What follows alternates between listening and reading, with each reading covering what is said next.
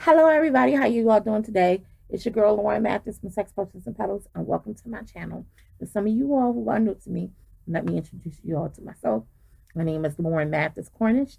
I am the CEO of Sex Potions and Petals and also Love Story Mobile Winery.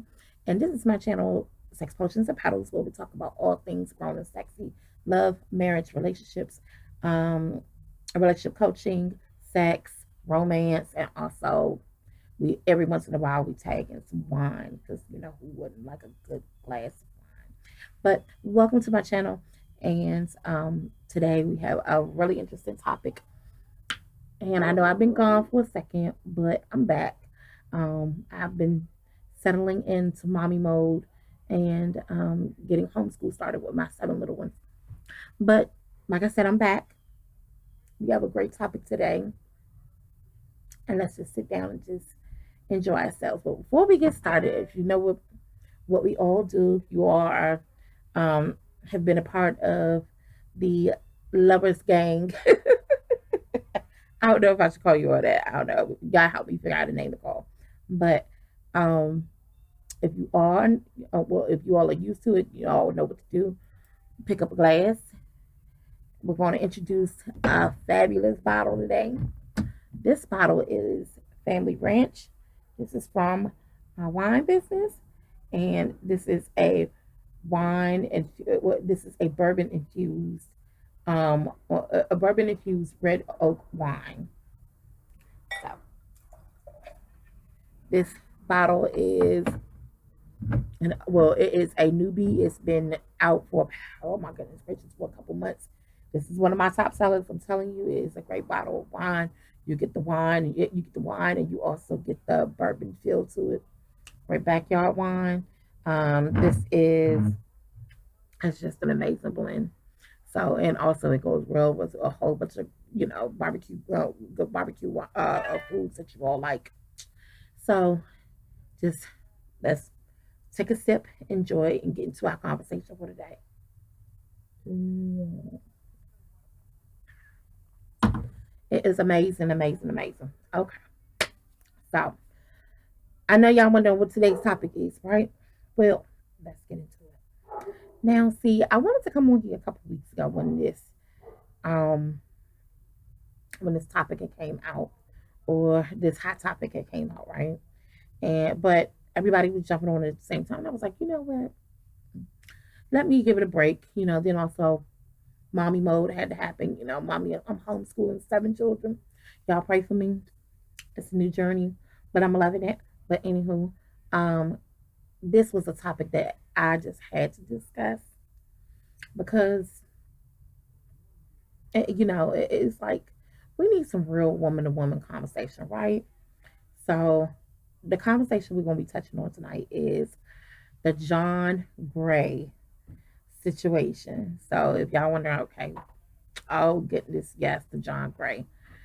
Yes, let's talk about John Gray being caught in another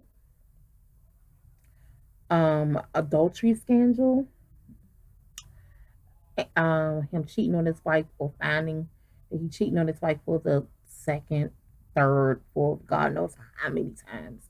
But this is the second time that it has been brought out, for the public.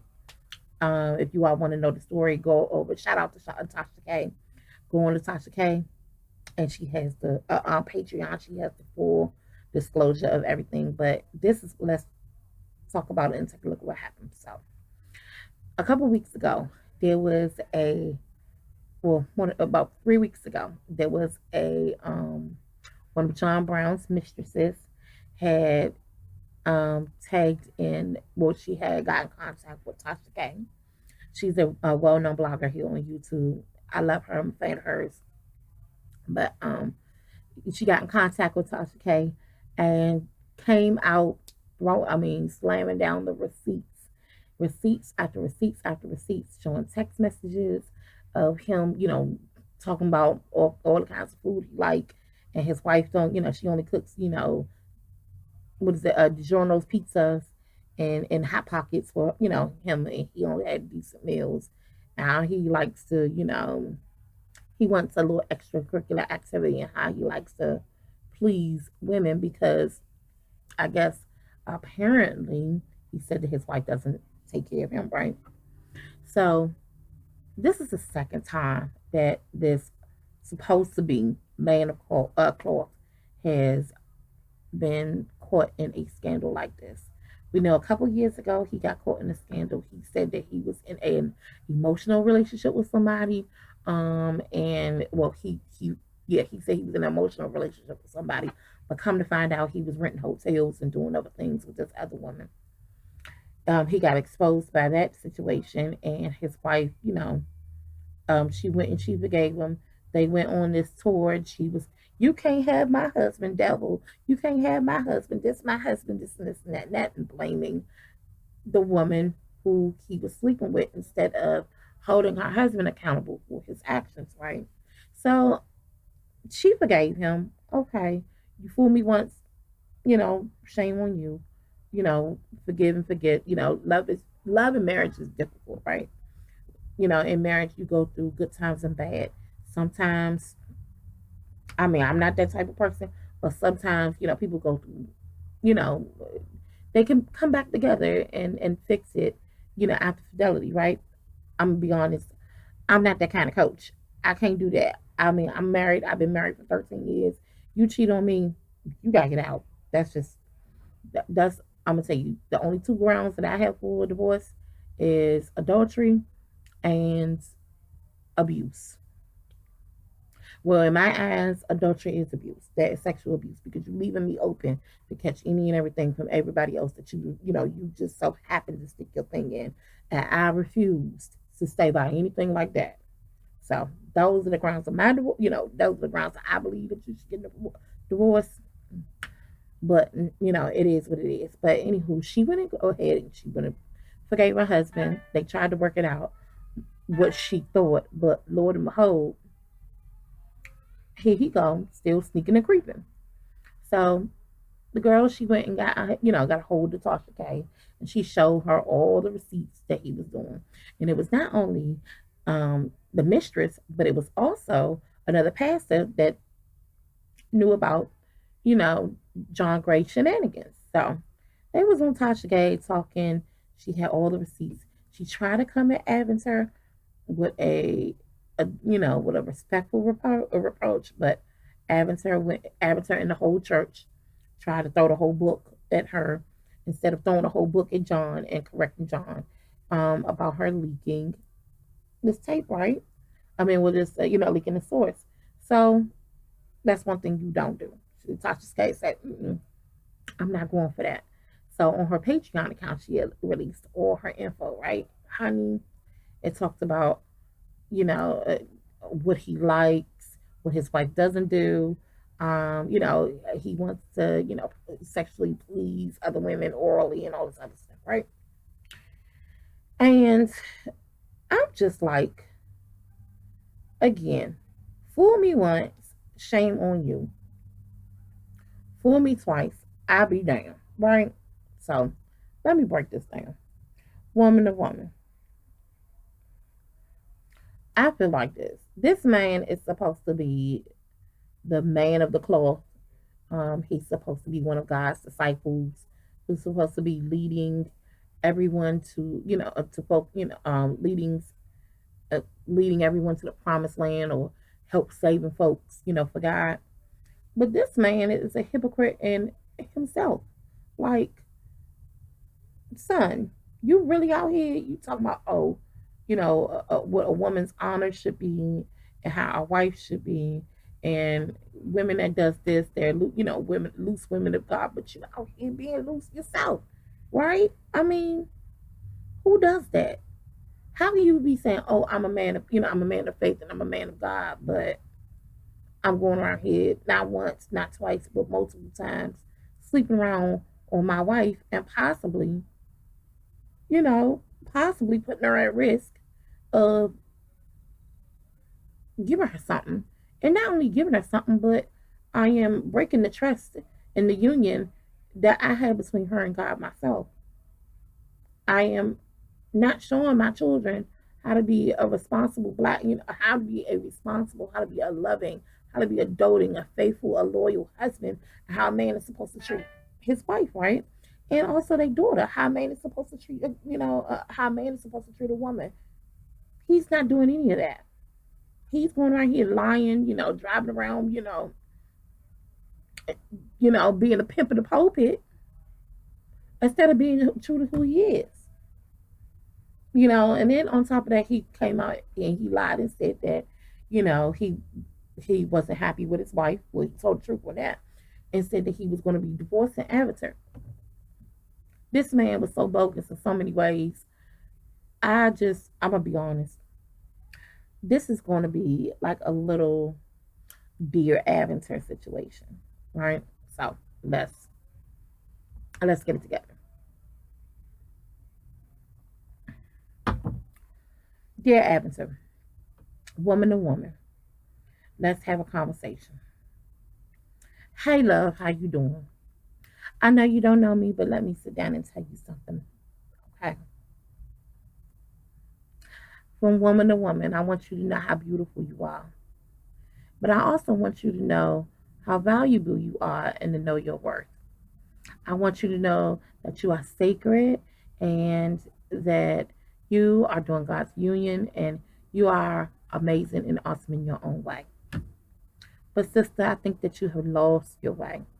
You have lost your way into the lifestyle of what you think of benefiting from being a first lady is all about. It is not your fault that your husband is going out here and being disorderly and godless and not honoring his vows and being the good husband that you deserve. It is not your fault that he chooses to dishonor you and cheat on you and cheat on your family and cheat on your union. But what is your responsibility at this time right now is for you waking up and seeing the boss chick that you are. You recognizing the queen that you are with inside, waking up and saying, hey, I know I deserve better, and making some positive and better choices for your children. As a relationship coach, I'm going to tell you there are good days and there are bad days. There are going to be times in your relationship that you just want to smack your husband aside the head, or he may want to shake you a little bit or grab a hold of you a little bit and say, get it together. There's going to be days that y'all might not like each other. But under no circumstances should you be allowed, should you feel the need to accept bullshit from a man who claims that he is a man of the cloth. You are not married to a man of God. You are married to a man, a pimp in a pulpit, or a serpent, or a con artist who serves you no good, or who does not honor you in any kind of way. Honey, my recommendation for you is to look deep within yourself, start praying, getting on your knees, and really praying to the real God, not the God of your not your husband, because he's not your God. Okay. I need you to really start praying to God and really having a conversation and really owning the relationship that you have with God. And really owning and getting into a relationship with yourself, right? I want you to know that you matter most. And you are a role model to 3 little children that you have. You have 2 little boys and a little girl who is looking at who you are an amazing role model. You are their first teacher. You are their first everything to them. And they are looking at you. They are watching you. They are watching how they want to grow up and they want to be treated, how they should be treated, how they should treat others. I want you as a woman avatar to put your big girl panties on and understand that you can have a life of your own. I want you to understand that you deserve more than what your husband gives you because he's obviously not giving you what you need. I want you to not blame any other woman This is not a blame issue with any other woman because the other woman has no responsibility to you. The only one that has a responsibility to you is your husband and your husband alone. And if he can't give you the act right that you deserve, guess what? You in the state of Texas, honey, or you in Atlanta or South Carolina, wherever you are. You are down south. And if your husband he's supposed to be a millionaire, correct? And he's written, top selling books. He over here, counseling other folks and who can't get it right, counseling other marriages. He's over here being a priest, ministering, to different churches, and he's making good money, right? So I want you to understand that. Guess what? Instead of supporting his dream and being a victim to his dreams, his car and all the streets, why he sleep with other women, I want you to start taking back your power, okay? And stop giving it to him because obviously he don't love you and now give a damn about you. So this is what you need to start doing, sister girl. You need to start making an exit plan. Just like we tell domestic violence victims to make exit plans, you need to start making an exit plan. You need to start making an escape plan that includes you and your children. You need to start set aside money to the side that you get to the side. You need to start open you up a separate bank account that he ain't got to know about. You start setting out money, a little bit of extra money to the side, and you start saving money, right? And then after then as you do this, I want you to also start building businesses as your own of your own. Put money to the side for savings. Some of the money, the other money that he give you, I want you to start building businesses of your own because you are of stature where you can build businesses of your own, right? And then I want you to start looking for different houses in different neighborhoods for you and your children.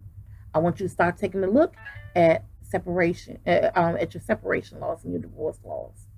Because if you continuously to allow this in your home, guess what? It's not going to stop. He's going to continue to break you down until you are nothing left spiritually, mentally, emotionally, or God forbid, he gives you some type of disease that you can't get rid well, that you can either get rid of or definitely can't get rid of. And I'm going to tell you a story behind that as well. I want you to start looking at your daughter and seeing yourself inside of her. I want you to know that and I want you to see yourself in her. And I know you as a mother, you want so much more for your baby girl. You want so much more for her. And you would not want any man. You will try to protect her of any harm's way of a man doing any type of BS that your husband is doing to you. It's time for you to cut the cord and let him go. It's okay to start over. It is okay to take care of you first. Because if you can't take care of you first, and if you can't value yourself first and love yourself first, how you gonna expect to do that to anybody else? How you expect to give it to your babies? You can't be half-assing it out here with your kids, and you can't be out here half-assing it with yourself. All the materialistic things that don't matter. Just as well as he, bought you a Lamborghini with your congregation's money, or any kind of sports cars with your congregation's money. Guess what? You don't need him. You can do it on your own. It may take some time for you to get back on your feet, but I'm telling you, it'll be so rewarding for you to just boss up on your own and say, I did this without you, and also without the headache of dealing with a cheating ass man. That don't mean you no good. Like I said, you fooled me once, shame on you. You fooled me twice, shame on me. Which saying, you forgave him the first time, it was on you. I mean, on him. But this time, and the next time, and the next time, and the next time, And the next time, guess what, baby girl? You ain't got nobody to blame but yourself. Because you'll be responsible because you're allowing and you're staying for the bullshit. When you know damn well that you deserve more. Stop killing yourself emotionally and spiritually for a man that don't give two fucking rat's ass about you. You deserve better. So, last but not least, I'm gonna tell y'all a little story. What made me, what made my eyes wake up to knowing that what I wanted and what I valued in a marriage, right? And what made me, in my eyes, from a very young age, know that one thing's for sure, two things for certain. I ain't gonna accept no man cheating on me. So when I was a kid, my stepfather. He's a minister in a certain religion. I'll leave it out. I'm in a certain religion, and so um, and there was another minister in the congregation who there were different ministers and stuff, and they all had different talks and stuff in congregations, right? So there was this other minister who was in there. He's been in the he was in that religion for a while, and he had a beautiful wife and a beautiful daughter, and everything looked so picture perfect, and and what you thought was beautiful black love, in God's eyes, right?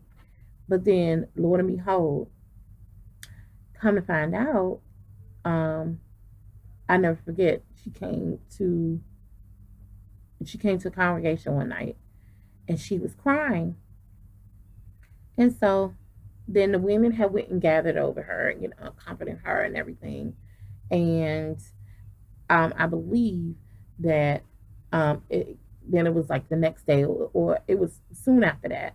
There was a church announcement that she was still coming to the church, that he was being disfellowshipped um, for committing some type of act, and we didn't know at first, right?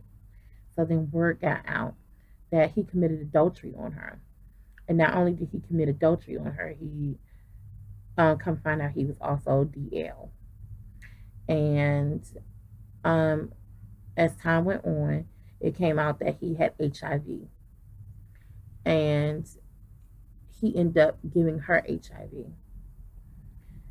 And then later on, there was a conversation. I ended up knowing his nephew, and his nephew said that he was always bisexual and he always cheated, but he always led a double life. He was once a model, and he was a model, and then of course he got into he um was living his true self, and being a gay man, and then he was coming back into the religion, and I guess he was being convicted in his spirit, and so then he went back, trying to pray over it and trying to pray his gay away, right?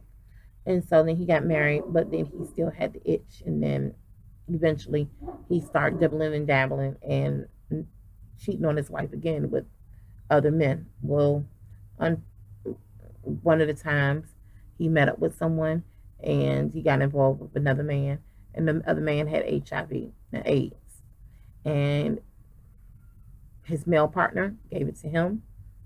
He ended up giving it to his wife. Uh, I believe that his wife is still living, but I think it was like a year or two later after that, he ended up passing away from full blown AIDS and complications of the AIDS virus. And I don't know if you all have ever seen anyone who was had AIDS or died of AIDS. That is the most scariest in it time. That is the most scariest ordeal, and that is like a huge wake up call.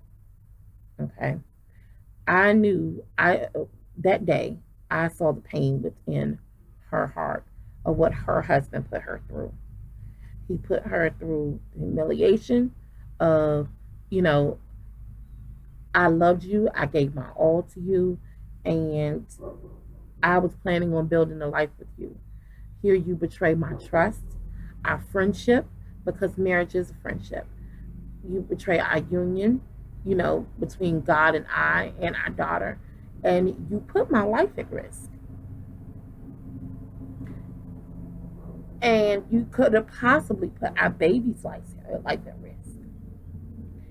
And from that day on, after seeing and witnessing what this lady went through this time and watching him die, and seeing what adultery can, how it can break up. And that's not the first time I ever saw a breakup in a marriage, but that was the first, or adultery in a marriage, but that was the first time I've ever seen it in inside of a religious sect, right? And that day forward, that made me say, I am not staying with anyone who cheats on me. If you cannot love me and honor me and be with me and cherish me and honor these vows and be loyal to me, I am not staying. I love myself more than I love you.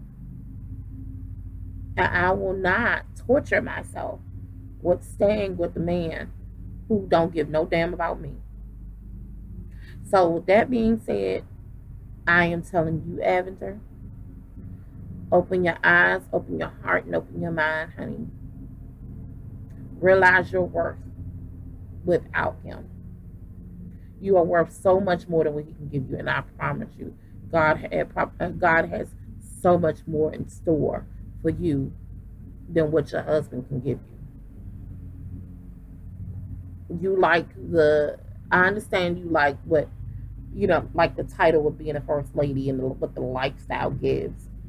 But honey, do you understand that there is real ministers out here who is really doing God's work, who is really walking like they talking inside of God's ministry, who will grab you and your three babies and love upon you the way that you need to be loved and take care of your babies the way that you desire for your man to take care. I mean, for a man to take care of you and be the daddy to your babies that your babies need, that maybe John Craig can't give you. Catch. Know your worth. You so much more. And I'm telling you, you probably won't be stressed out and have an attitude all the time if you know that you got a faithful man at home.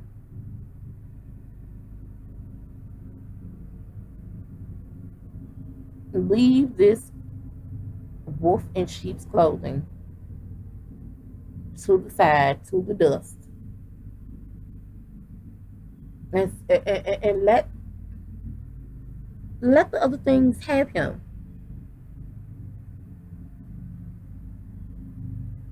Because as he continues with his shenanigans, he's not going to last long.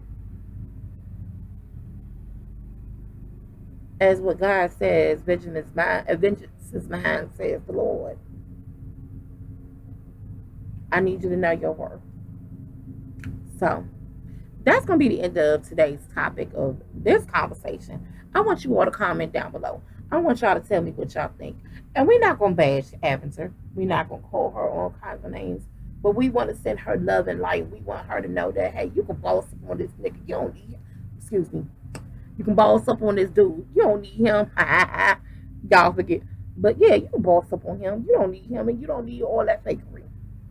There's somebody, I'm telling you, once you step away from this fool and work on yourself and learn how to love yourself and love on your babies, God will send you your Boaz. Okay? And I'm telling you, girl, by the looks of it, God probably send you a nice little chocolate, handsome black man that can please you better than this daggone pot-belly fool alone. So, I want y'all to comment down below. Tell me what y'all think. Don't forget to like, subscribe, and hit the notification bell every time so we can have many other conversations like this. I am going to end this today. We're going to finish our glass of wine.